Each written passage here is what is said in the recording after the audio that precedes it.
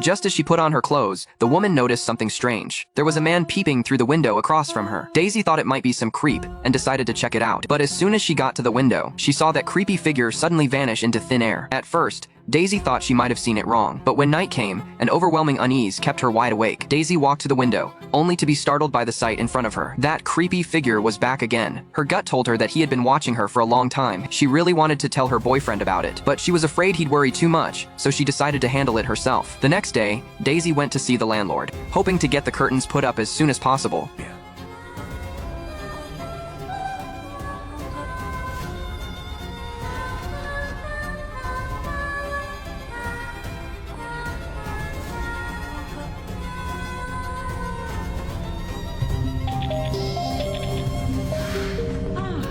Daisy's thoughts were completely thrown off. Her mind was filled with nothing but the peeping man. But her nightmare had only just begun. As she was walking with her boyfriend that evening, they saw many detectives and medical staff gathered downstairs across the way. Her boyfriend grabbed someone at random to ask, and found out there had been a robbery and murder in the building. A cold-faced man was sitting in the ambulance, staring right at them. That gave Daisy the creeps, so she quickly pulled her boyfriend away. The next morning, Daisy saw the news flooded with coverage of the case. Last night's incident was a serial murder. The killer's methods were extremely brutal, and he specifically targeted young, pretty women. After brutally harming them, he would also cut off their heads. As she listened to the broadcast on TV, Daisy broke out in a cold sweat. She thought of that eerie figure again. Could the murder be related to him? The more Daisy thought about it, the more scared she became. That day on the street, she always felt like someone was following her. To confirm her suspicion, Daisy turned and ducked into the movie theater. She chose a hidden corner and cautiously observed her surroundings. Not long after the movie started, a man walked in. He sat down directly behind Daisy. Such an abrupt move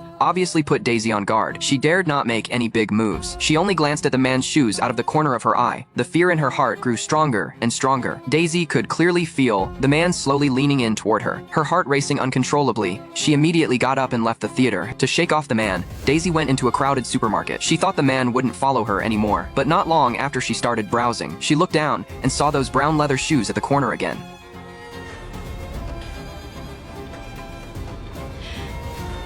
Daisy was now sure the man was stalking her. Using the supermarket shelves, she quickly disappeared from the man's sight, but the man didn't give up. He was searching for Daisy. At a critical moment, Daisy accidentally knocked over a can. The loud noise echoed through the small supermarket, drawing the man's attention. Watching him step closer and closer toward her, Daisy had no choice but to hide in the warehouse. She cautiously watched the man from behind the door.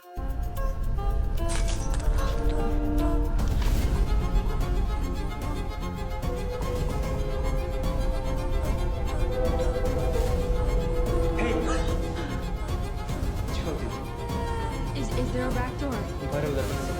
Although she managed to escape, her boyfriend still noticed something was off with her that night, so she told him about being followed during the day. She also mentioned someone from the building across the street was peeping at her. Daisy suspected the man following her was the one in that building. Totally get it. Do you want to go back to the supermarket?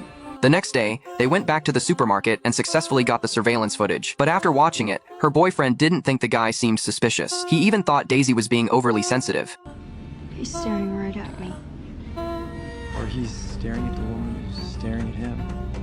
Her boyfriend clearly didn't take it seriously. Daisy could only take a photo of the man and leave. Coincidentally, ever since they got back from the supermarket, that creepy figure never appeared at the window again. As Daisy stared blankly at the window, a sudden knock on the door snapped her back to reality. She walked to the door uneasily and only dared to open it after seeing through the peephole that it was the old lady from downstairs. The old lady rambled on and on, but Daisy didn't understand a word of Romanian. They just stared at each other awkwardly. It's her cat. What? Elvis is her cat. He's gone missing and she's trying to find him and she wants to know if you've seen him. I'm sorry, I haven't seen. A woman helped break the ice. Daisy quickly thanked her. The neighbor seemed to like Daisy too, and warmly invited her over for a few drinks. They opened up to each other and drank till they were merry. The woman told Daisy her name was Ellie, and she worked as a waitress at a nearby hotel. Seeing that Ellie's curtains were wide open, Daisy then asked if she had ever seen a creepy figure across the street. Ellie found it not surprising at all. This neighborhood was full of all kinds of weirdos. There were countless cases of cat burglars. Ellie even showed her the secret weapon hidden in the drawer. She thought having a gun was enough to protect herself. Then the two of them chatted like old friends until late at night. After Daisy got home, she took a look by by the window. But unexpectedly, she saw that figure appear again. She closed the curtains with a lingering fear, but running away wouldn't solve the problem. She mustered up the courage and pulled the curtains open to figure out if it was really staring at her. Daisy suppressed her fear and waved at him, but after waving for a while, there was no reaction at all. Daisy finally felt relieved. Maybe she was really overthinking it. That person might just be enjoying the view. But the relief didn't last long. Soon, Daisy's heart tightened up again. The person across the street actually raised his hand and waved back at her. It left Daisy's mind completely blank. He really had been watching her all along. When her boyfriend finally got home, Daisy felt saved and told him what had just happened. But her boyfriend got up and checked the dark window. He still thought Daisy was making things up and said that calling the police wouldn't solve anything and would get them into trouble. Listen to me for a second. Even if it was him, the guy lives in our neighborhood. It's not crazy to think that he'd be shopping at the same store. I need you to stop rationalizing this whole way. You want me to stop being rational, to just jump to the craziest conclusion like you? You think I'm crazy? No, I think you're stressed and you're alone here all day long. You're in this new country. Stop! Stop talking to me like I'm a fucking child.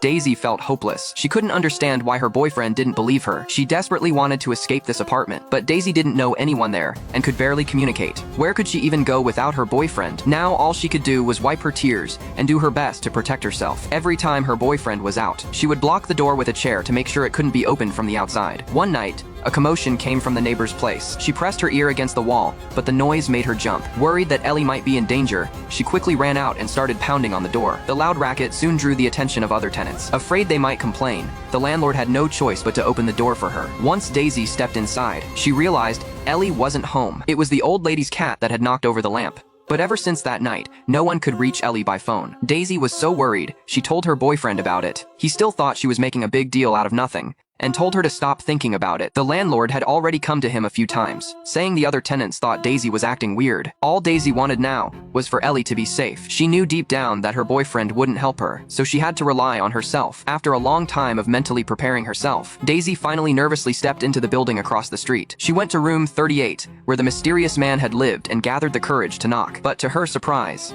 an elderly person with gray hair opened the door. It wasn't that man who had been following her. Though confused, Daisy felt a sense of relief, but just as he was about to take the elevator and leave, Daisy forgot to breathe for a moment. She quickly took the chance to escape from the elevator, but before she could even sort things out, the detective showed up at her door. When Daisy slowly walked to the door, it was that man. What made her even more bewildered was he actually accused her of stalking and peeping to the detective. He even said Daisy had broken into his house. Mr. Weber made a complaint with us today about a neighbor who has been harassing. Harassing him. Yeah, looking at his window, following him around, showing up at his door and threatening his wife. Daisy stood there, dumbfounded. Seeing she had no rebuttal, the detective assumed she admitted it. The detective suggested they make peace and get along. Since the detective said so, Daisy had no choice but to shake hands. But the doubts inside her still hadn't gone away. And right then, her boyfriend poured fuel on the fire. He showed her a latest news report. The previous case was already closed. The suspect had been arrested. This clearly meant Daisy's guess was wrong. But all the evidence was there. Daisy had no choice but to accept it all. At the dinner party, her boyfriend exaggerated the whole thing as a joke. Their laughter was especially harsh. Daisy began to question her boyfriend's character more and more. In a fit of anger, she slammed down her glass and went home alone. After getting back, she packed her bags to leave this strange place. Just then, she heard a noise from next door. Daisy thought Allie had come back and wanted to say goodbye. When she pushed open the door, she was almost frightened out of her wits by the shocking scene. Ellie was back. All right, it is just that her head hadn't made it back yet. Her body was twisted and placed on the chair. Suddenly, a man rushed out and covered her head. When Daisy woke up again, the man's knife was pressed against her slender neck.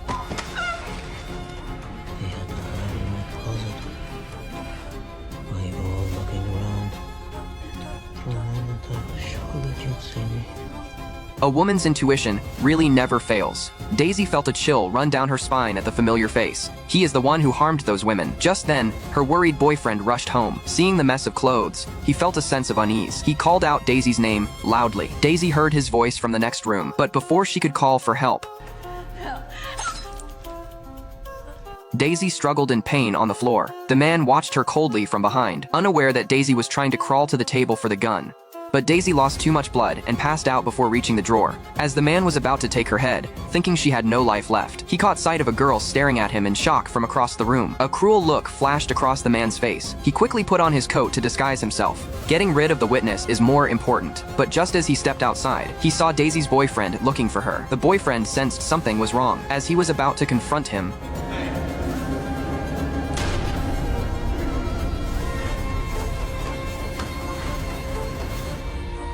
the man's eyes widened as he turned around, only to get shot again. He slid down against the wall and breathed his last. Daisy walked out with a blank expression, staring coldly at the fallen body. It was only then that her boyfriend realized everything he had once dismissed as nonsense was true, and that he had almost gotten his girlfriend killed.